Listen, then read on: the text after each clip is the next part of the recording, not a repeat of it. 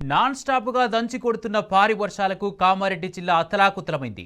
ఎడతెరిపి లేకుండా కురుస్తున్న భారీ వర్షాలకు వాగులు వంకలు ఉప్పొంగి ప్రవహిస్తున్నాయి. దీంతో అనేక గ్రామాలు జలదిగ్బంధంలో చిక్కుకున్నాయి. 44వ జాతీయ రహదారిపై భారీగా వరద నీరు ప్రవహిస్తుంది.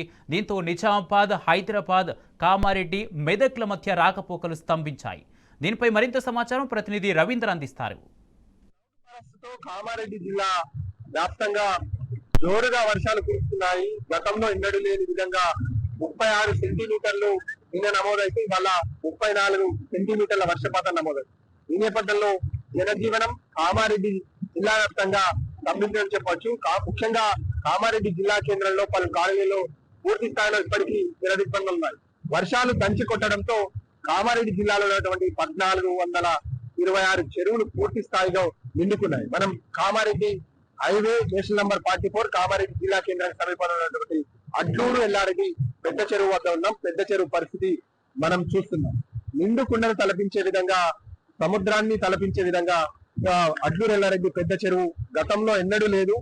మొదటిసారిగా ఈ ఈ విజువల్ ను చూస్తున్నామని, ఈ పరిస్థితిని చూస్తామని ఈ గ్రామస్తులు కానీ ఇక్కడ ఉన్నటువంటి వారు అంటున్న పరిస్థితి స్పష్టంగా కనబడుతుంది. ఈ నేపథ్యంలో అటు ఎగువ ప్రాంతంలో కురిసిన వర్షంతో పాటు ఇటు దిగువ ప్రాంతాల్లో కురిసిన ఏదైతే వర్షం ఉందో నిన్నటి నుంచి ఇటు కామారెడ్డి జిల్లా కేంద్రంలో ఉన్నటువంటి అనేక ప్రాంతాలలో కురిసిన వర్షానికి ఇవాళ కామారెడ్డి జిల్లాకు సంబంధించిన ఆనుకున్నటువంటి అడ్లూరు ఎల్లారికి వలుగు పారుతుంది. ఈ నేపథ్యంలో ఇది పాలవంచ మీదుగా బానేరు వరకు ఈ వాగు ప్రవాహం కొనసాగుతుంది. ఈ ఫ్లోటింగ్ వల్లే రోడ్లు అన్ని జలమయం అవుతున్నాయి.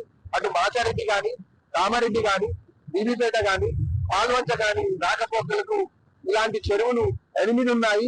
8లో అడ్లూరు ఎల్లారెడ్డి పెద్ద చెరువు ప్రధానమైంది. ఇది దాదాపుగా దిగువకు ఇక్కడ ఉన్నటువంటి 1,20,000 క్యూసెక్ల వరద పోతున్నదంటే పరిస్థితి ఎంత దారుణంగా ఉందో అర్థం చేసుకోవచ్చు. ఒక చెరువు 1,20,000 క్యూసెక్ల ఇంట్లో కొనసాగుతుంది అంటే, అవుట్ లో కొనసాగుతుంది అంటే పరిస్థితి ఏ మేరకు ఉందో అర్థం చేస్తాం. అవుట్ లో కూడా దాదాపు 86,000 అవుట్ లో, ఇంట్లో 1,20,000 క్యూసెక్ల ఇంట్లో ఉన్నట్టుగా ఇరిగేషన్ అధికారులు ప్రాథమికంగా నిర్ధారించిన పరిస్థితి కనబడుతుంది. ఇది నిన్న అర్ధరాత్రి నుంచి మరింతగా పెరిగింది. ఈ నేపథ్యంలో నేషనల్ హైవే 44 కు ఈ అంతరాయం తీవ్రంగా ఏర్పడుతుంది. నిజామాబాద్ నుంచి హైదరాబాద్ నుంచి నిజామాబాద్ వెళ్ళడానికి వాహనాలు తీవ్ర ఇబ్బందులు ఎదుర్కోవడానికి ప్రధాన కారణం ఇదే అని చెప్పవచ్చు. ఈ నేపథ్యంలో అటు మాంజీరా అదేవిధంగా ఇతర ప్రాంతాల్లో ఉన్నటువంటి వాగులు వంకలు ఇదే పరిస్థితి ఉంది. జనజీవనం పూర్తిగా స్తంభించింది. సదాశివనగర్ మండలం, రామారెడ్డి మండలంలో ఉన్నటువంటి అన్ని చెరువులు అలుగులు పారుతున్నాయి, మత్తడులు పొంగి పొలుతున్నాయి. ఇది భయంకరమైన అతివృష్టిగా ప్రజలు ఆవేదన వ్యక్తం చేస్తున్నారు. ఎక్కడికి పోయినా నీళ్లే కనబడుతున్నాయి. పొలాలు పూర్తి స్థాయిలో జలమయమయ్యాయని చెప్పవచ్చు. పెద్ద ఎత్తున వర్షంతో వరి నాటి పూర్తి స్థాయిలో కొట్టుకుపోవడం జరిగింది. ఈ నేపథ్యంలో పంట నష్టం ఎంత మేరకు ఉందనే అంశం పైన రైతుల్లో సందేహం నెలకొంది. క్షేత్రస్థాయిలో వర్షం తగ్గితే తప్ప పరిస్థితి ఏ విధంగా ఉందో అర్థం చేసుకోవచ్చు. ఈ నేపథ్యంలో ఇంకా వర్షం ఉందని వాతావరణ శాఖ హెచ్చరించింది. ఈపాటికే మరో 2 గంటల్లో విపరీతమైన కుంభవృష్టి ఉంటుందని రెడ్ అలర్ట్ జారీ చేసింది.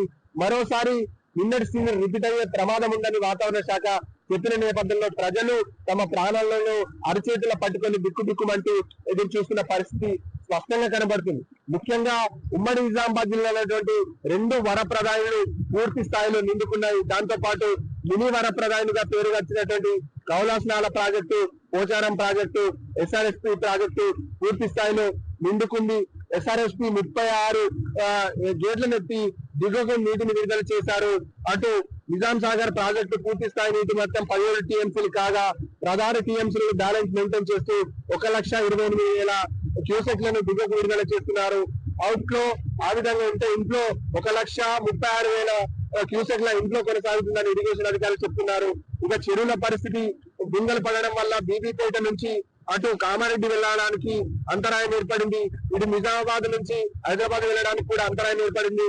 ప్రజలు ఎవరైనా అత్యవసరం పనుల నిమిత్తం ఉంటే ప్రత్యామ్నాయ మార్గాలను అన్వేషించాలని అధికారులు హెచ్చరిస్తున్నారు.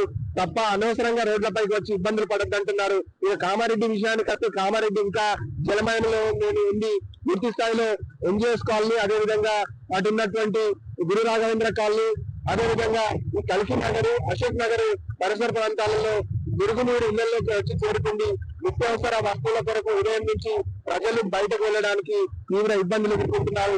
ఈ నేపథ్యంలో ఇదే వర్షం కంటిన్యూషన్ అయితే పరిస్థితి మరింతగా ఇబ్బందిగా తలెత్తే ప్రమాదం ఉందని ఇటు అధికారులు చెప్తున్నారు. ఏదైతే ఉదయం నుంచి కురుస్తున్నటువంటి భారీ వర్షానికి కామారెడ్డి జిల్లాలో నిన్న మధ్యాహ్నం నుంచి సాయంత్రం వరకు ఎలాంటి సిచ్యువేషన్ ఉందో అదే పరిస్థితి ఉంది. అనేక మంది బిక్కుబిక్కుమంటూ చెట్ల పైన, వాటర్ ట్యాంకుల పైన తలదాచుకున్నారు. వారు సహాయం కొరకు వెయిట్ చేస్తున్నారు. ప్రభుత్వం ఏదైనా ఆహారం అందించి తమను కాపాడాలని విజ్ఞప్తి చేస్తున్న పరిస్థితి స్పష్టంగా ఉంది. ప్రాణ నష్టం కూడా ఎక్కువగా ఉండే అవకాశం ఉంటుంది. ఈ నేపథ్యంలో ఎక్కడి వారు అక్కడనే స్తంభించారు. ముఖ్యంగా అత్యవసరమైన పనుల కోసం వెళ్ళిన వాళ్ళు కార్లలో కొట్టుకుపోయాయి. వందలాది కార్లు కొట్టుకుపోయాయి. అవి ఎక్కడున్నాయనే అంశం పైన ఆందోళన వ్యక్తం చేసిన పరిస్థితి. Vote studio.